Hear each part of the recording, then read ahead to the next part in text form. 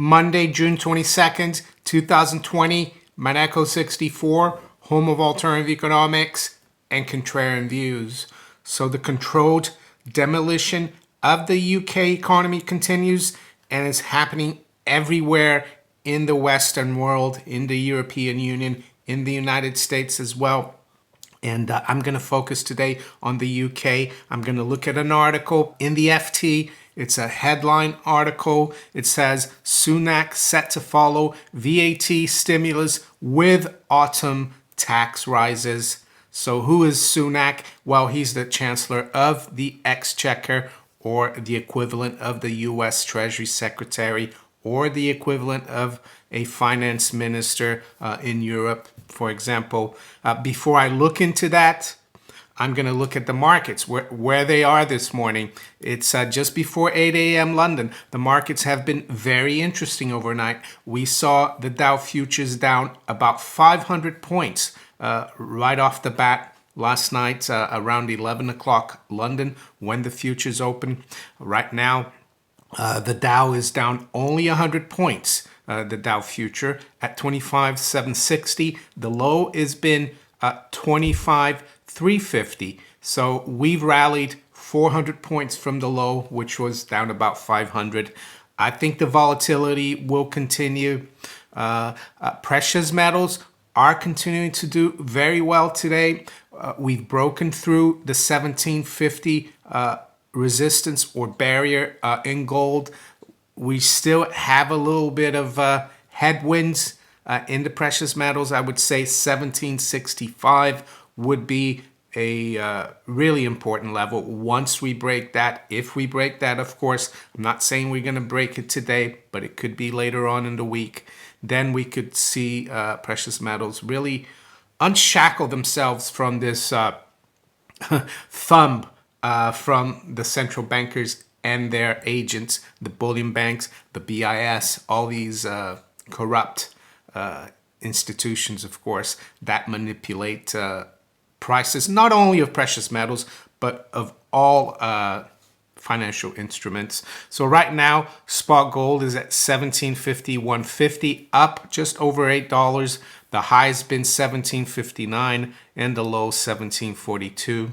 Silver is up 26 cents. So silver is continuing to outperform, and that's a good thing. We want to see silver outperform if we want to see a very strong gold bull market. So it's up 1.5%. So up 1% more than gold. We're at 1786. The high's been 1802. So silver trying to break out as well. It's going to be tough. The guys at the bullion banks, they've got a lot of firepower. They are the primary dealers for the Federal Reserve. They are also in bed with all the other central banks, of course, especially the Bank of England, the LBMA, the BIS. So what about S&P? S&P is down about 11, so just over 1/3%. The stock markets, the currencies are a little stronger here. Sterling is up 1/3% versus the dollar at 123.88. The euro is up 1/4 at 112.02. And the dollar is unchanged against the yen at 106.92.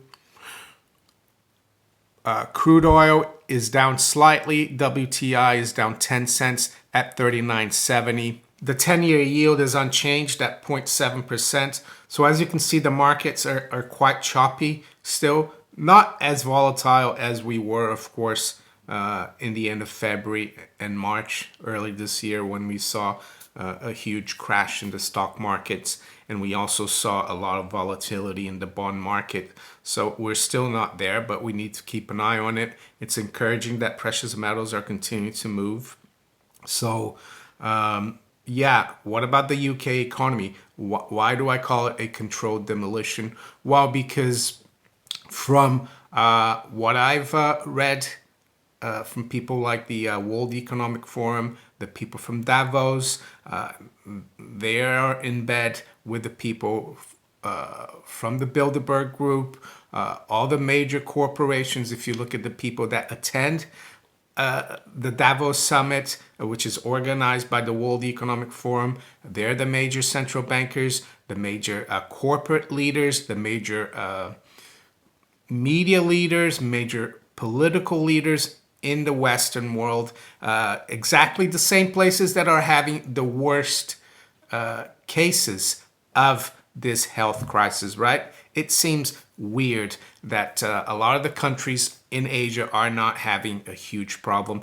And if you don't believe me, go to Peerless Readers and watch Andrew Mather's videos. He's a statistician, mathematician, financier, and he goes through all the data provided by the government. So, as he says, don't censor him, censor the governments. It's the government's data. So let's go through this article in the FT about VAT stimulus. And the reason why I'm saying it's a controlled demolition is that if this crisis was such an existential crisis and it was so serious and such an unfortunate thing, you'd think the government would let the public off a little bit, not start increasing taxes right away, not controlling the people so much, even though we were told that months ago when we went into lockdown that once the curve flattened, everything would go back to normal. But now they're trying to make people in the UK wear masks. That's the next step. They're saying that, yeah, we're going to shorten the distance that you have to stay apart from people, which is another stupid rule, in my opinion, from 2 meters to 1 meter, 6 feet to 3 feet, they're saying. And that's going to be one of the conditions if you want to go to a restaurant or if you want to take an Uber or a taxi. They're going to make you wear this stupid mask.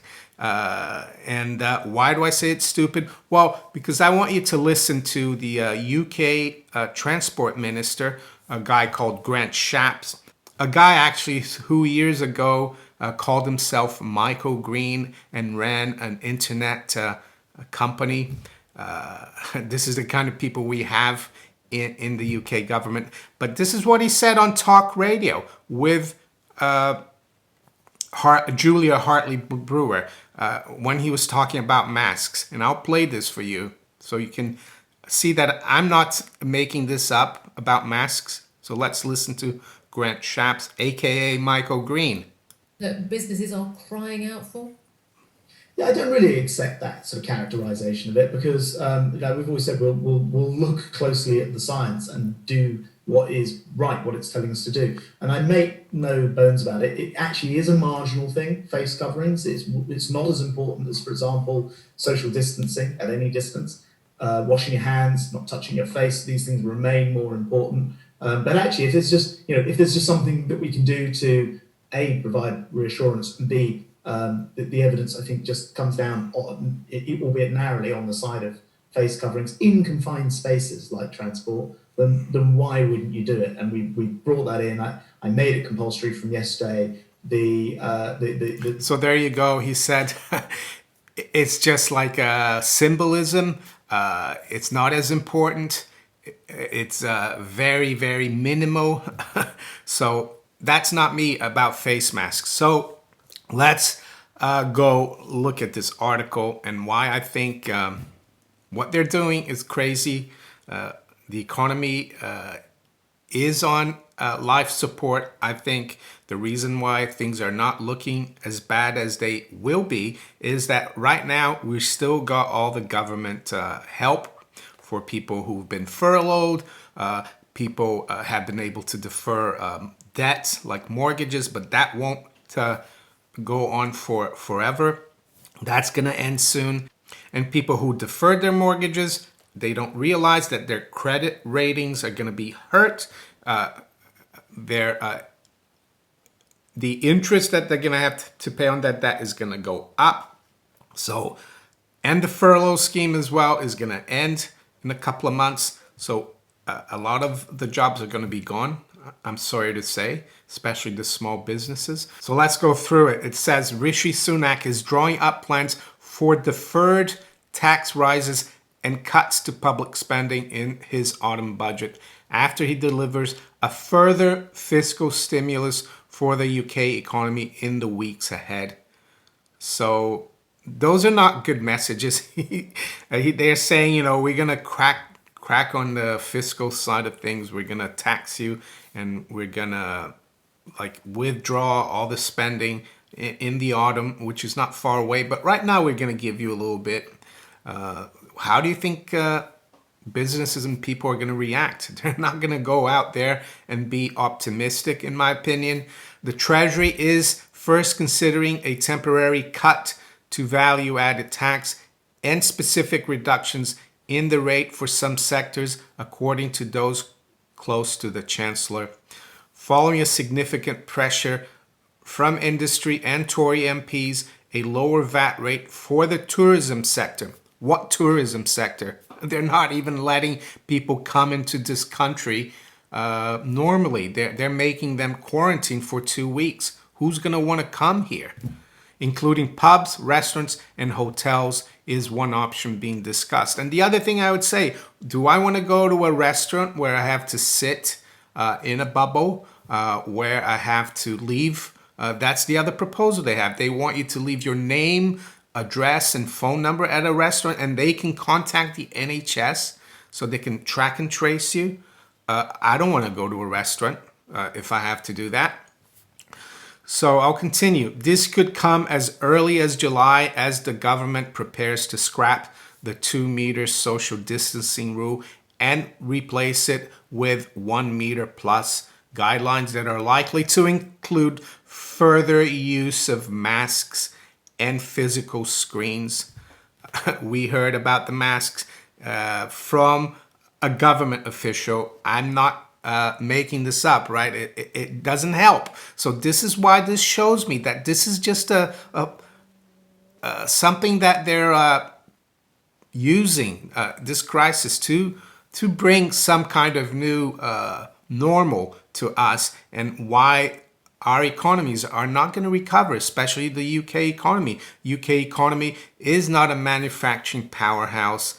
UK economy is a service sector, financial powerhouse. And if you stop people from going out to restaurants, hotels, if you stop tourism or tourists coming to this country, it's going to kill this economy. And yeah, of course, in a year's time, when things are really worse than now, people are going to say, oh, they're incompetent. They did this. They should have done that. No, they're not incompetent.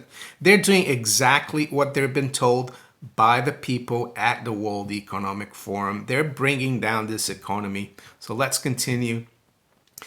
But any move to lower VAT at considerable cost to the taxpayers would come with a sting in the tail, as Mr. Sunak works up proposals for deferred tax rises and lower public spending as part of the autumn budget. And you might say, well, Mario, this is what you always say, that government should be small. They shouldn't be spending so much.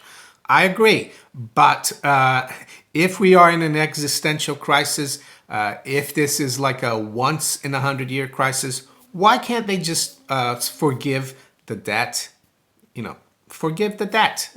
Write it off. Let the public off the hook, because all this debt that they've piled onto us is just to save, mostly to save the City of London and the big corporations. And now they want to already punish you. They're not even giving you time to recover. That's what I'm trying to say. So let's continue. Any action to lower VAT rates or other taxes would only come after the government loosens social distancing rules. Boris Johnson, Prime Minister, will review the current 2-meter rule today with input from the Cabinet and the UK's scientific and medical advisors. Hopefully, Professor Neil Ferguson from Imperial College London won't be there. I don't think we need his advice. Mr. Johnson will announce tomorrow which sectors can resume trading on July 4th, with detailed guidance provided to businesses that can reopen. The list is expected to include parts of the hospitality sector, such as pubs and restaurants.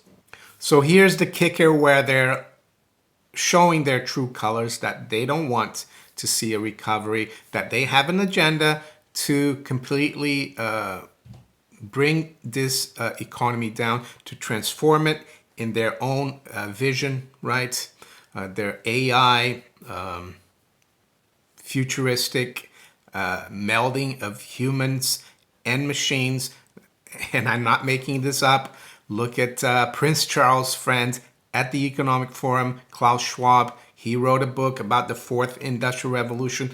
And a couple weeks ago, along with Prince Charles, they said that this crisis is heaven sent for them, that it's a great time to impose their new agenda, their new world order agenda. So, and that's why I think this is not being done by accident. So let's continue. It says, but Downing Street warned that if the COVID-19 outbreak begins to accelerate, the latest easing measures would be reversed. There you go. This is what a spokesperson said. We will not hesitate to put the handbrake on. Well, that's putting the handbrake on the economy. So you can bet this economy is not going to recover anytime soon. The Treasury wants to closely monitor the level of spending to gauge whether the public needs a tax cut to encourage them to return to more normal economic life. They'll never return to normal economic life unless you forget about this whole health crisis and go back to normal. But I think there's a very small chance of that unless people wake up. There are also serious misgivings in the Treasury over the effectiveness of cutting VAT as a stimulus, and officials say decisions on the move have not yet been taken. But there has been more impetus to reduce VAT in recent days, with those close to the chancellor feeling that the benefits of a temporary reduction in the 20% rate might outweigh the costs. This is all a waste of time, all this discussion. It's not going to help. And even if they cut VAT, it could be probably from 20% to 18%, something insignificant as just 2%. Pressure from business is also growing. In a letter to the chancellor seen by the FT, Helen Dickinson, chief executive of the British Retail Consortium, said that cutting VAT and income tax for lower earners would boost consumer demand and raise consumption. Kate Nichols, head of UK hospitality, which represents the sector, called for a big, bold intervention. I wouldn't hold my breath, Miss Nichols. So it says here towards the end, while most Tory MPs expect a summer of stimulus, some advocated for the autumn budget, including the deferred tax increases and spending cuts in order to stabilize public debt. Neil O'Brien, MP for Harborough and a former Treasury advisor, said, we simultaneously need a stimulus now to fight a recession, but also need to roll the pitch so that we can deal with very high levels of debt. So, yeah, you can't have both. And I'm not a Keynesian. Most of you know I'm for very small government, free markets, sound money, no central banking. But be as it may, we are in a Keynesian world, and this is not going to help things. Another former Tory minister said the public finances were so stretched that a fiscal tightening would be necessary before long. The public aren't going to feel like it, but it feels like either spending cuts or tax rises are going to be necessary soon. So, yeah, that's going to put a total break on economic activity. That's going to make things even worse because if the economy stays in a quagmire, if it stays in a recession for too long, they're not going to get too much tax revenues, and the public sector deficit is going to increase. So there you go. Unfortunately, I can't bring you better news about the UK economy and what the powers that ought not to be are doing to the UK economy and to you, to your family, to your business if you happen to have a small private business. It's very shameful, I would say. I think you need to be very careful of trusting or believing what these people say, and stick to your instincts and do what you think is right. Before I finish, I'd like to recommend a couple of YouTube channels from the UK. One is Vernon Coleman, Dr. Coleman, the old man in the chair. He brings a lot of common sense and reason to this mad world that we live in. I highly recommend him. And the other one is a younger guy by the name of Carl Vernon. He's really good as well. He talks about the madness of all the new rules that they're bringing in for like restaurants or gyms or pubs. And he's really good, so I recommend him as well. I'm going to put a couple of their videos up in the cards and some links below in the description. So if you enjoyed this video, please hit the like button. Make sure you share it far and wide. Think about subscribing to my channel if you haven't yet. And you can also follow me on Twitter, Facebook. I've also just joined Parlay and all these other platforms below here. I wish you all a great start of the week. Take care. Bye.